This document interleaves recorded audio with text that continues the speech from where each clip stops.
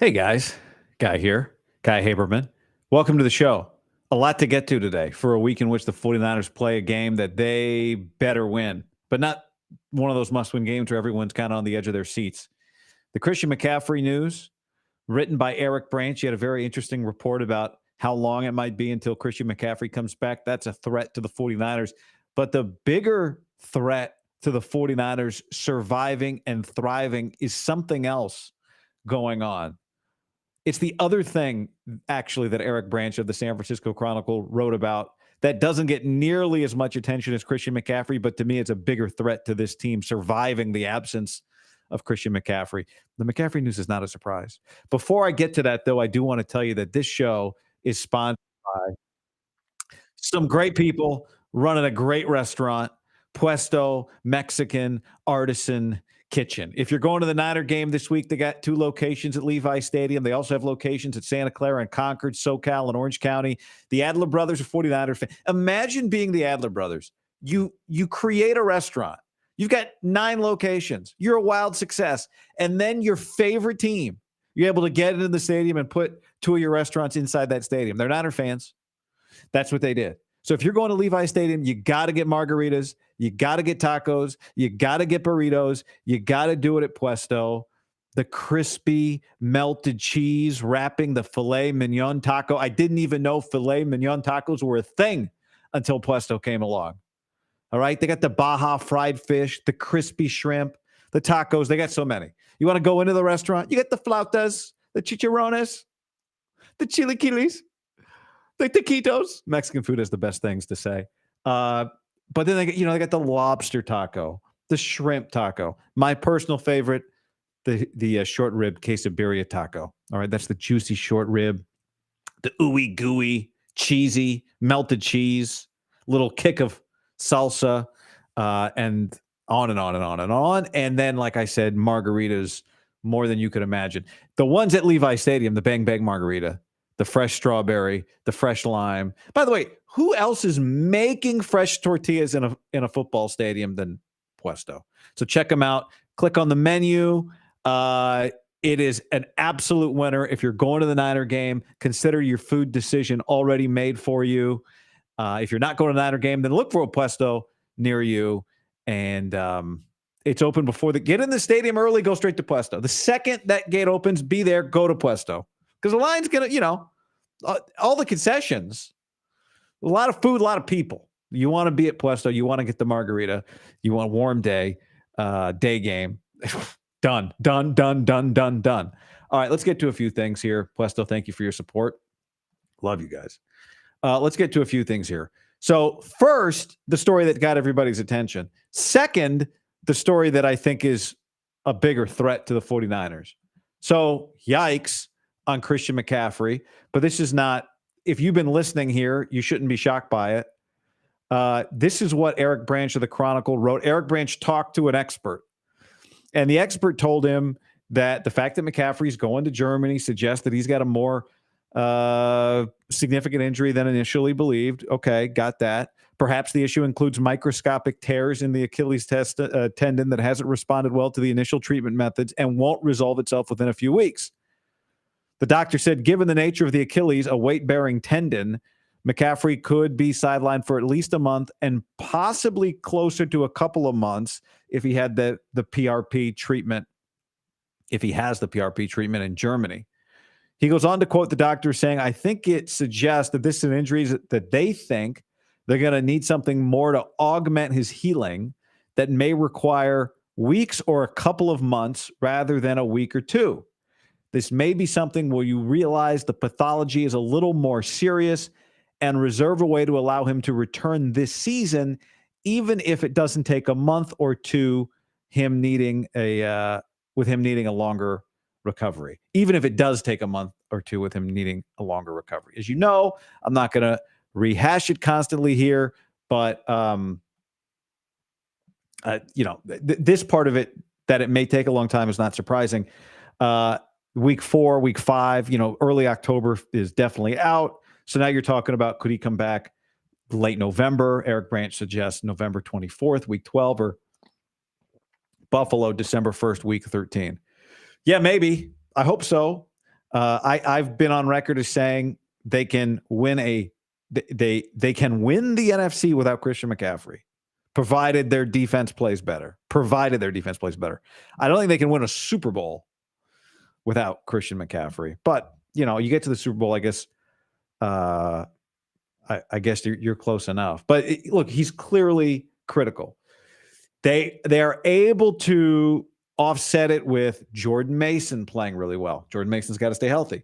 They're able to offset it with Brock Purdy playing really well. I got a Brock Purdy stat for you later a couple things that I think will really stand out to you. Kittle coming back soon. Thursday, Deebo Samuel's back on the practice field. Are they going to try and get him back a week earlier than initially thought because they lost the Rams game? I don't think so. I still think you said a couple weeks for Deebo, let it be a couple weeks. But the thing about Deebo, when they say it's a couple weeks with a calf, Deebo's back in a couple of weeks. When they say it's going to be a week with Deebo, he's usually back in a week. When they say it's going to be 3 weeks, he's back in 3 weeks. Deebo's injuries feel like they're predictable. McCaffrey, this thing is very unpredictable. So how do they survive it? Well, you got to get your offense fixed. You got to get your offense better. And this, to me, is the bigger threat. The day before, Thursday, Eric Branch wrote about Christian McCaffrey. Wednesday, my date's a little off, but Wednesday or whatever day it was, maybe Tuesday. No, it was Wednesday. It says here the 25th. Yeah. So Tuesday, he wrote about McCaffrey. Glad I spent 15 seconds on this. Wednesday, he wrote about Devondre Campbell. The 49ers have survived injuries. They've survived losing streaks. They've survived coaches that are going to get fired. They've survived a lot. They've never been drama-free in the Kyle Shanahan era, and yet they compete a lot. And I think one of the reasons is that as much as people want to say things about, oh, well, Shanahan needs to be more accountable. Shanahan needs to acknowledge mistakes. The one thing that does not seem to happen much is that the 49ers locker room splinters. The 49ers are able to survive adversity because they have a tightly knit veteran locker room full of winners, full of guys who knows what it takes. And you're not going to have ever, and this includes them, a locker room that doesn't have people who don't get along with people and all that kind of stuff. But whatever it is that they deal with stays in there when it comes to the players. Year after year after year, this franchise, this team is in adverse situations and they survive it. Well, part of that is that you draft players that fit and you sign players that fit. This offseason, the 49ers tried to sign Eric Kendricks to play linebacker. They thought they had him. Then they lost him. He went to the Dallas Cowboys instead. As I said the other day, he's right now a top 25 graded linebacker at Pro Football Focus. To replace that signing, they instead signed Devondre Campbell, who I'm concerned may be breaking from what is a very consistent 49er locker room historic personality trait of not ever saying anything other than the team. Devondre Campbell is surprised that he's not getting the snaps he expected to get. Eric Branch spoke to him, quote, when asked about the fact that he split snaps with D Winners, essentially, sharing his snaps, quote, it was kind of sprung on me, Campbell said. But like I said, I'm not going to make a big deal about it right now. We'll see what happens. Folks, that's a red flag. Quote number 2, hey, man, it is what it is, Campbell said when asked about the arrangement. That's all I'm going to say. It is what it is. Folks, these are red flags. This is not how the 49ers operate. Some guy split snaps with you. You know what you say? This is football. This is competitive. We're all trying to win. D Winners is a hell of a player. It keeps me fresh. This is a team trying to win a championship, and it takes all of us. We all know, hey, man, I'm a veteran in this league. I know as well as anybody, you need depth on a team. and D. Winters gives us depth. What a promising young player. This is not the way the Niners operate. This is professional sports. The fact that there's a competition going on is not sprung on anybody other than quarterbacks. They get to be the exception to all kinds of rules. Receivers have to jog off the field sometimes. Defensive linemen have to jog off the field sometimes. Hell, the guard has to jog off the field sometimes, historically, not this year. The running back has to jog off the field sometimes. Oh, but not you? It was kind of sprung on me? Folks, the thing that can really derail the 49ers season is the locker room not staying unified. They can survive the McCaffrey injury. They got enough good players as long as everybody stays on the same page. Now, the good news here is, you know who didn't say this? Debo, Fred Warner, Diamador Lenore, Mooney Ward, Talanoa Hufanga, Nick Bosa, Trent Williams, Brandon Ayuk, Juwan Jennings, Kyle Juszczyk, Jordan Mason, Brock Purdy, George Kittle, Eric Saubert, George Kittle, Nick Bosa again. But this is not. Come on, man. This is not what we do here. That's what they're saying. But, hey, don't act surprised when he was let go by the Packers, not re-signed. He wrote on Instagram, someone's about to get a good football player that's been badly misused. Okay, I mean, fine, whatever. Free agent, pissed off, no biggie. Well, then somebody posted a video mocking him and said, misused. He tweeted, trust me, I know they don't watch the film and half the time they don't know what's going on. Talking about just like the people. Fine. But one thing I'm not going to let happen is bad information being put out about me. All year, I was out there trying to make people right because they were busting coverages and run fits. Okay. You want to defend yourself and get defensive on the internet? I don't recommend it, but fine. It's very human, very natural. You want to throw your teammates under the bus? Last I checked, Packers were kind of a good team last year. Now, I know Joe Barry, their defensive coordinator, caught a lot of flack.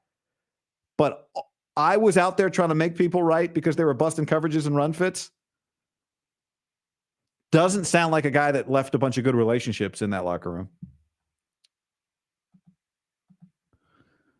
Somebody said that Joe Barry defense played a lot better down the stretch and is the same coach that made DC an all-pro.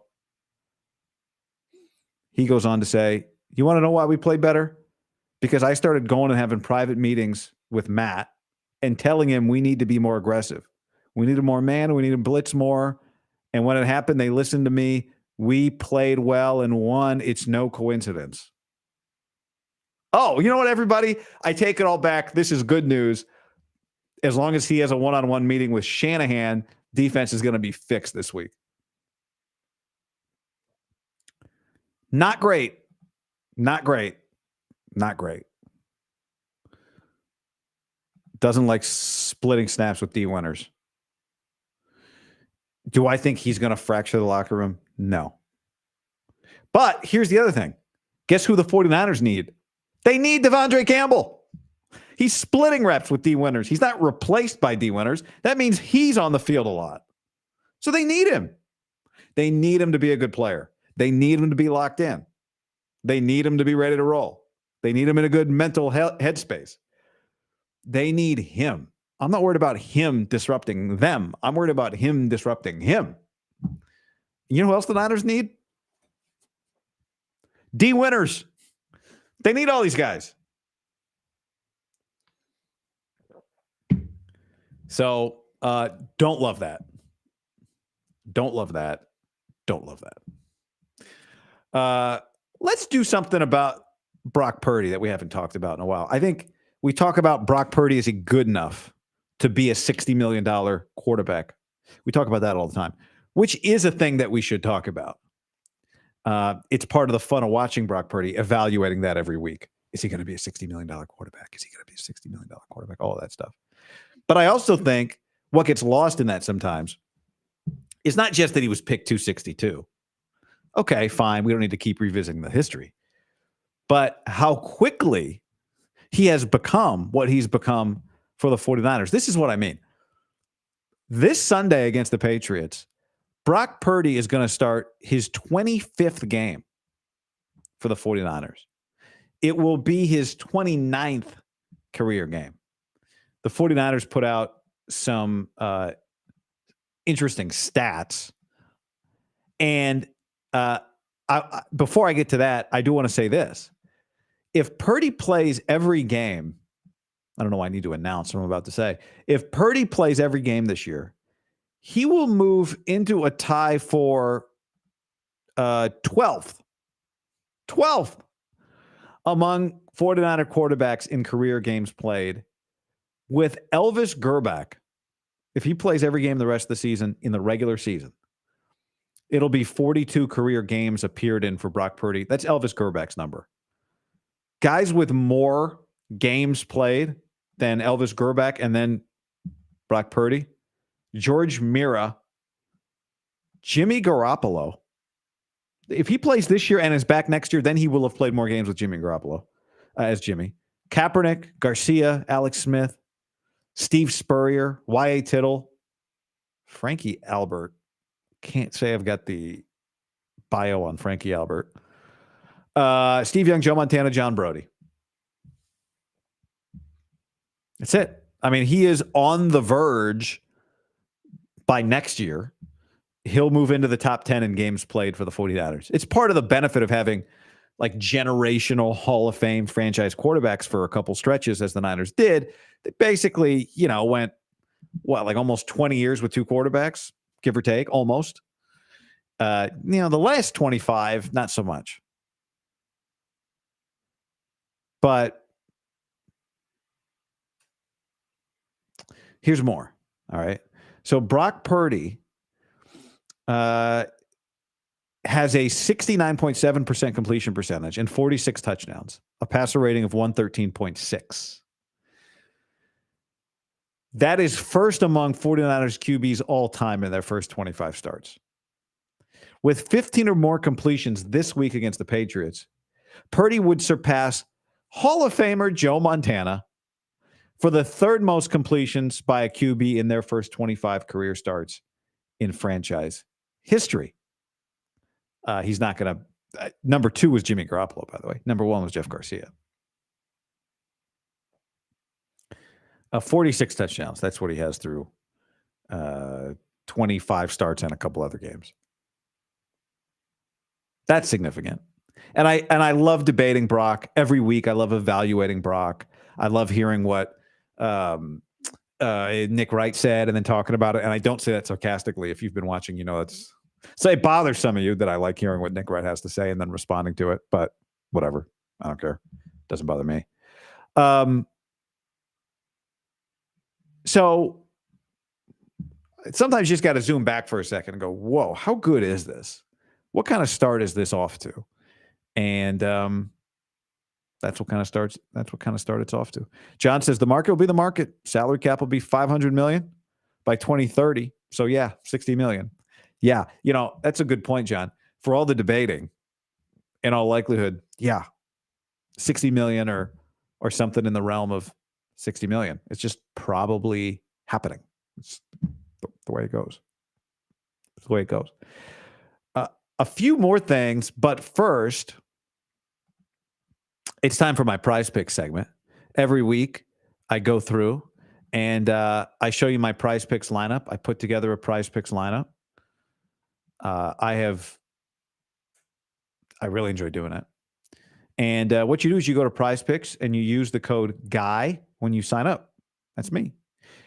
It gives you $5. It gives you $50 when you put $5 in and make a lineup. So you put $5 in at Prize Picks, you make a lineup, you use the code GUY when you do that, and then it'll give you $50 into your account to continue playing with. So I'm going to make a few lineups right now, a couple of lineups, one for Thursday night, which is Cowboys and Cowboys and Giants. Let me get after it. All right. So I'm going to start. And by the way, for the last time, you can use Dak Prescott. Excuse me, you can use Caleb Williams this month as basically a freebie because it's more or less than half a passing yard. All right. Anyway, I'm going to go Dak Prescott more than 2 touchdown passes. Playing the Giants, 12-2 in his career against the Giants. He averages 2 per game against the Giants. Cowboys are not running the ball well. They have the 3rd fewest rushing yards in the league. So pass heavy, stat patter. Give me Dak more than 2 passing touchdowns. I'm going to go Devin Singletary more than, where's his rushing yardage? 82.5 rushes and receiving yards. The Cowboys have given up 557 rushing yards this season. The Cowboys have given up 5.4 yards per carry. That's worst in the league.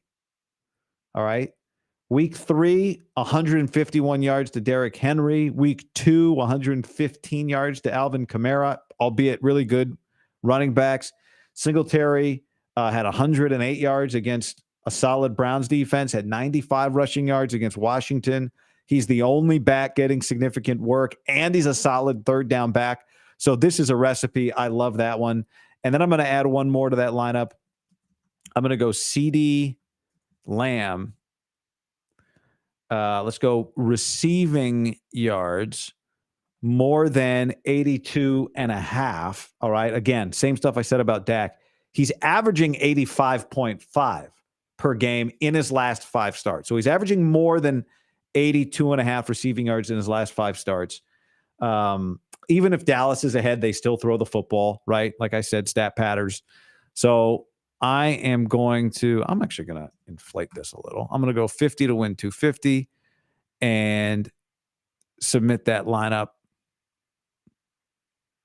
Okay. Oh, it went down to 81.5. Even better. Great. All right. Now time to make lineup number 2. Let's go with something this weekend. I'm going to go. Oh, you know what I'm going to do? Panthers, Bengals. Bengals are 0-3. All right. So I'm going to go Andy Dalton more than 229.5 passing yards. Revenge game for Andy Dalton. He's 2-1 against some former teams. He threw for 319 and 3 touchdowns against the Raiders last week. Bengals defense is ranked 21st in PFF. Jane Daniels threw for 254 on Monday Night Football. Disappointing defense. So Andy Dalton more. Let's go Brock Purdy. I like including a Brock in here. Where's Brock? There we go. Come on. Brock Purdy. All right, I'm going to go Brock. I'm going to go more than 229.5 passing yards. Had 6 drops last week, right? Week 2, Geno Smith threw for 337 against the Patriots. Aaron Rodgers threw for 281 against the Patriots. Brock is 280 per game. Brock, by the way, you know who's second in the league in passing yards this year? Brock Purdy, 842. Did you know that? So keep feeding Juwan Jennings. Love that. And then Anthony Richardson. I'm going to go less. This is a rush yard less. I'm going to go less than 37.5 rushing yards against the Steelers. Really good D-line. He hasn't looked great. I'm expecting him to look bottled up against the Steelers defense.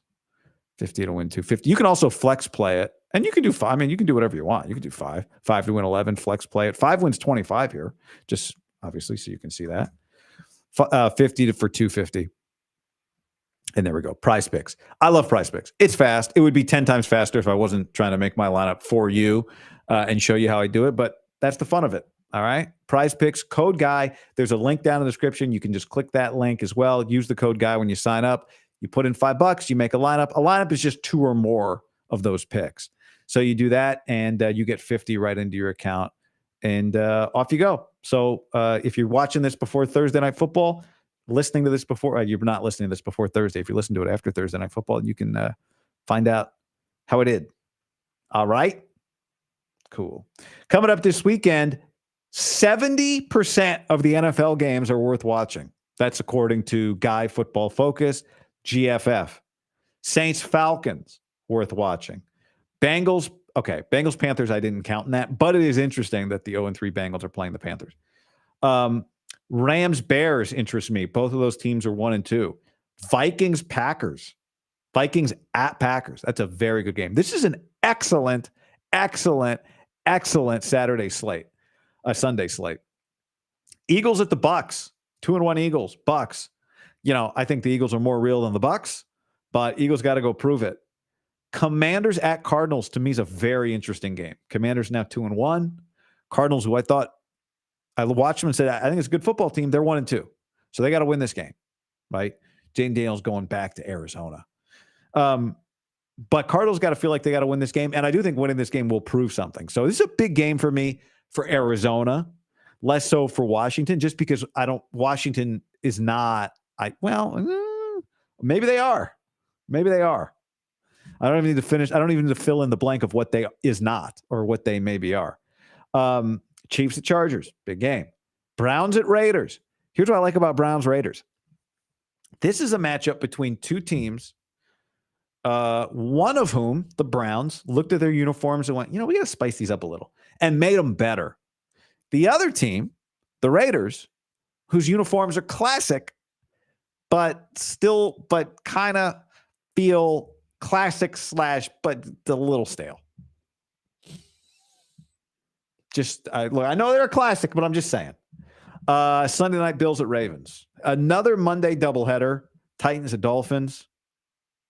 Seahawks at Lions. Yeah. Seahawks at Lions interest me. Although I don't see Seattle with a chance in that game. Wisconsin at USC. Yeah. USC has Wisconsin at home this week. Okay. Then they go to Minnesota next week. That game will be on in prime time on the Big Ten Network, and I will be calling it. I'm very excited about it. I cannot wait. If you have not seen a primetime game at Minnesota, it's awesome. The sun is setting. You get like real golden hour vibes. It's gonna be warm-ish. It's gonna be nice. USC, just think of how rich the colors are gonna look. USC at Minnesota. It feels to me like one of the biggest games of my life. I mean that sincerely, and I cannot wait to be at Minnesota in 2 weeks. SC plays Minnesota in 2 weeks. This week they play Wisconsin. Then in 3 weeks, they host Penn State at the Coliseum. That game is already, they announced on Thursday, sold out. So big college football. Fired up about that.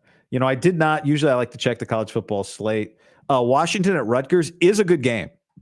That is a good game this week. That's Friday night. Rutgers is interesting. Miami's on Friday night. Cam Ward, Heisman leader, maybe. I'm a Heisman voter. What else we got here? Maryland and Indiana, sneaky game. I was just at Indiana last week. I like their coach. Minnesota, Michigan, Nebraska at Purdue. Nebraska needs a bounce back. BYU Baylor's an interesting game. Kentucky Ole Miss. Ole Miss should blow them out. What else we got? Oklahoma at Auburn, interesting game. TCU at Kansas, interesting game. Colorado at UCF, very interesting game. One thing, the Big 12 is just historically, like it's become deep. UCF is part of the reason why. Yeah, big win last week for Colorado. Dramatic, incredible. What else we got? Fresno State UNLV with UNLV's new quarterback after the last guy said, I'm out. NIL, no thanks. You promised me $100,000. I have heard over the last few years of NIL, plenty of stories of players getting paid, promised X amount, not getting it. One of the players left the school he was at, went to another school. One of them arrived at a school and just went to the draft the next year, but did not get everything that he was promised. It's just part of the deal. When you make them employees, that part of it will go away. Maybe the money won't be as big, but the promises may not be as big, and they'll definitely be real promises. there's a debate right now. The player, this guy at UNLV, the quarterback, if you haven't followed the story, he decided to redshirt this year. 3 games. He said, you know what? I'm leaving because I was promised $100,000 and I'm not getting it. The head of the NIL collective said, you were not promised $100,000. You were promised like $3,000 a year. Now, what I think, whether the player was promised $100,000 or not, and I tend to believe that somebody probably told him you're getting $100,000, but whether he was or not, he doesn't need to lie about it, right? He can just say, I've decided I have discovered that I have a value now, right? And the value for him is to redshirt this year in college football one time. You can play 4 games or less and still redshirt that season. So sure, somebody probably hit him up. The new agent, right? The new agent is not his NFL agent. I don't think this guy's much of a, I don't know anything about him really. He may be an NFL prospect, but I doubt it, at least at this point. The new agent comes in, and what does the new agent want? He wants 20%. The agent goes, hey man, you should stop playing right now and play another year of college football in 2025, and we can get you money in 2025. And $100,000 isn't even, that's nothing. We're going to go get you $700,000, $500,000 minimum. I got Portnoy on the phone right now. You ready to be the backup quarterback at Michigan? So, to me, the money is potentially so big for him relative to what he's getting that he doesn't have to. And I'm just saying he doesn't have to make up the $100,000 thing. I kind of believe him because, and even if I don't believe him, it doesn't matter. All he needs to say is, if I play another year of college football, I could go make $800,000. So I need to maintain my eligibility, play one more year. Is it selfish? Yes, it is. Is he so indebted to UNLV and his teammates that he should stick around for $3,000 for the next 3 months instead of playing somewhere else next year for $500,000? That who am I to tell him? You'd love for a guy to say, I ride with my boys, but come on, let's make a real world decision here. So yeah, that's what's going on there. And look, players are going to get paid to, bowl games are going to have to find ways to get players to play, especially non-playoff games, right? Playoff games are one thing, but non-playoff games, they're going to have to get players money. We see it in college basketball. There are tournaments where part of a team, let's say there's a 4 or 6 or an 8 team, let's say it's an 8-team tournament. The players on all 8 of those teams, I think it's in Vegas this year, there's a tournament that is promising NIL money to the players on all 8 of those teams, right? So if you're the coach at a school, you're the coach at Purdue, you're Matt Painter, and you're recruiting, and you say, hey guys, just so you know, every year we play in this Vegas tournament, and part of that Vegas tournament is you get paid NIL dollars to play in that tournament. So you're going to get NIL money to come here. You're also going to get NIL money from the sponsor of that tournament for that.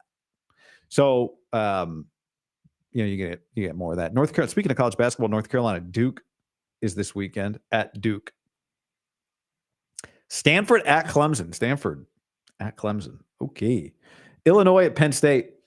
Illinois looked good at Nebraska. I think Illinois is undervalued. Illinois looked good at Nebraska last week. Ohio State, Michigan State, Georgia, Alabama. I'm on record saying I like Alabama this week to win. College football. Washington State at Boise State in a Pac-12 matchup. Arizona at Utah. Oregon at UCLA. As I'm doing the show, I've got the A's game on.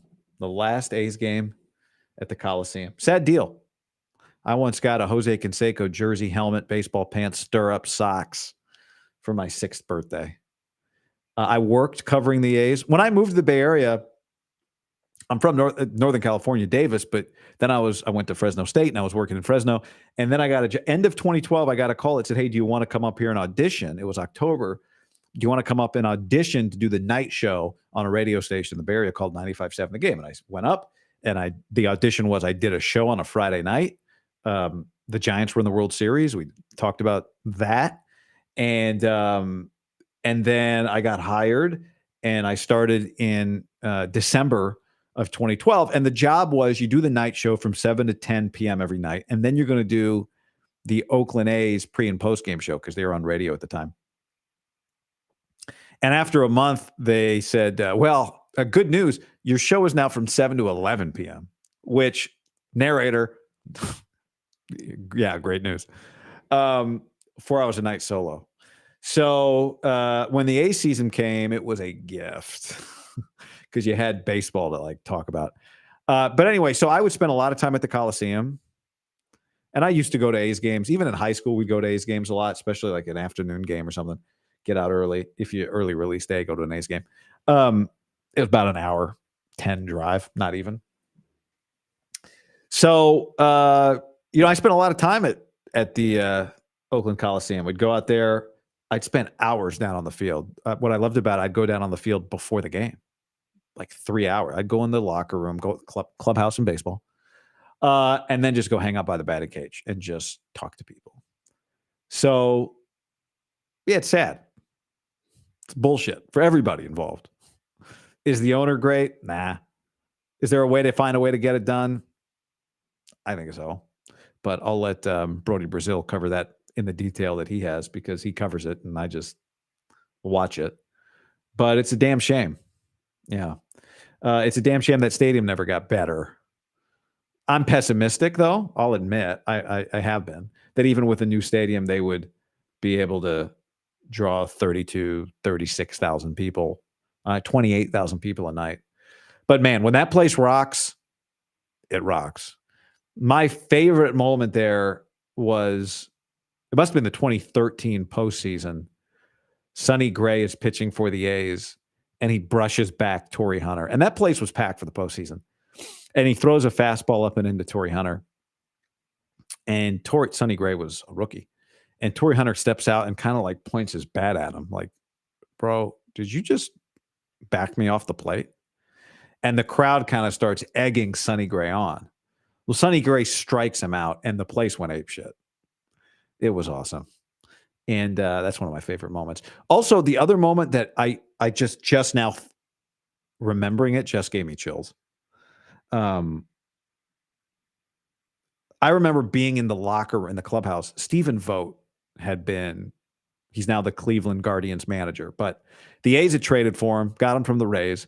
And the thing about Vogt was that he was something like 0 for 26 as a Tampa Bay Ray in the big leagues. So he's an older player. And the A's then call him up and he starts like 0 for 6 or something, 0 for 8. And I remember standing in front of his locker and he's talking to the media this is pregame.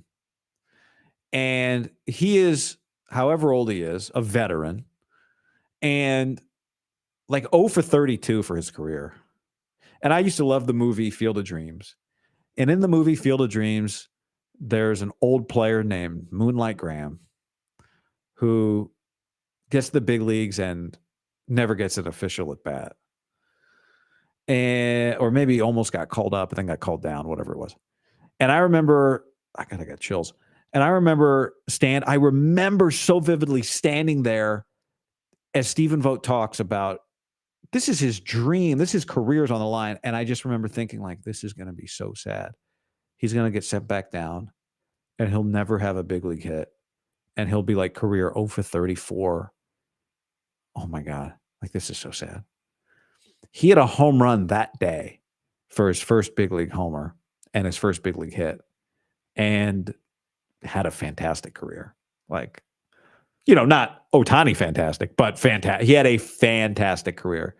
And I became friends with him and we stay in touch. And it's one of the coolest things. And that's what I think of when I think of the Coliseum. I went to a lot of Raider games there. John and I used to go down on the field pregame and just like look at all the dudes. Greg Papa, the voice of the 49ers now, but of course years at the Coliseum calling A's and Raiders games. I was just happened to be in the car the other day and he was talking about it and he really got emotional. I know KNBR posted the audio of it. If you haven't heard it, you should go listen to it. It's very good. Very, as Greg is very eloquent and thoughtful and powerful, and it's like 3.5 minutes, and it's a really good listen if you haven't heard it. I know it's been going around social. So anyway, I'm watching this A's game right now, and it's too bad. I have nothing eloquent to say. But I had a lot of great memories there. A lot of great memories there. And the other thing, I think about, Greg said this, and it, like getting on the elevator, walking down to the field, seeing the same ushers. For me, it was just over the course. I'd go back a few times over the course of several years, or over the course of 10 years, and the same clubhouse attendant. And I mean, it's from that standpoint, really special. So many people work there who've worked there like decades. And you really always felt that history, and so many people who had great stories. And that's sad. Now, the stadium is a dump. The elevators, always at risk of getting stuck. The food, terrible. But the grass was always, there's not walking into a baseball stadium, still walking into a baseball stadium. Unless it's walking into a football stadium that looks like a baseball field. But anyway. Yeah, that's that. Hey, I did an interview with Tim Kawakami on his feed. If you want to go, if you didn't get enough of me, go check that out. I think you'll enjoy it. Other than that, thanks for hanging, everybody, and I'll talk to you soon. Did I do everything? I think so.